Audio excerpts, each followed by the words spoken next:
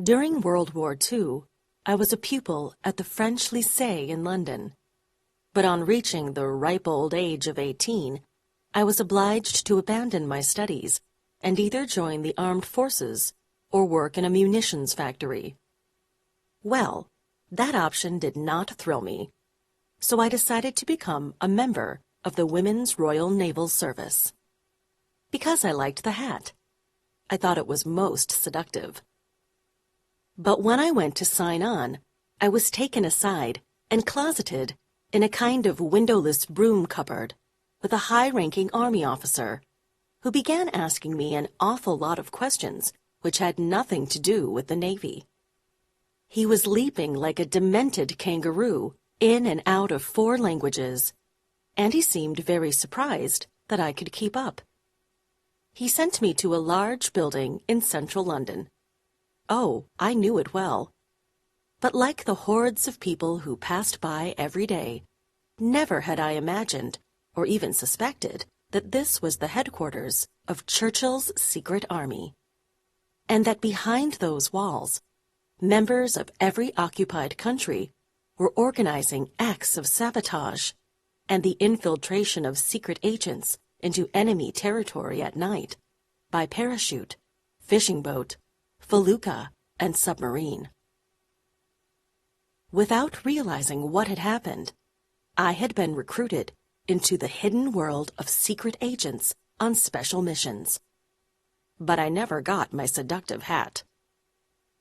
I was assigned to F for France section. It was an exhausting, but exciting, thrilling, exhilarating life, full of action and emotion. We lived some very intense moments. I got to know an awful lot of agents, and I shared many confidences with those who were about to leave. They told me of their concerns for their families. Many of them were married with young children, and of their own apprehension of torture and of death. They knew they only had a 50% chance of coming back, and they were afraid. Brave men are always afraid. Courage isn't the absence of fear. It's the willingness, the guts, if you like, to face the fear. They faced their fears, and they left. I remember one. He was a Jew, a radio operator, and he was going in on a second mission.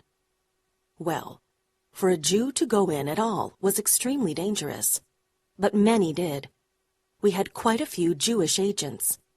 But a radio operator? A second mission? A radio operator was the most stressful, hazardous, dangerous mission of all. He lived on his nerves. He could never relax. He was always on the run, always with the Gestapo just a couple of steps behind him. He needed nerves of steel, because once infiltrated, his life expectancy was 6 weeks. I was with this agent on the night before he left. Oh, there was no romantic association. I was just keeping him company. After all, he was an old man. He was almost 35. During the evening, he drew out of his pocket a small velvet box, and inside there was a gold chain with a Star of David and a dove of peace hanging on it. He said simply, "I'd like you to have this." "Thank you so much," I stammered. "I'm terribly touched, but I couldn't possibly accept it." He looked so sad, so disappointed. He said, "Please do. Oh, please do. All my family in France has perished in a German concentration camp.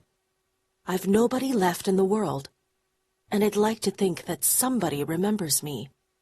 Somebody perhaps even thinks of me when I'm over there." So I took his little box, promising to look after it and give it back to him when he returned. But he didn't return. Those who did return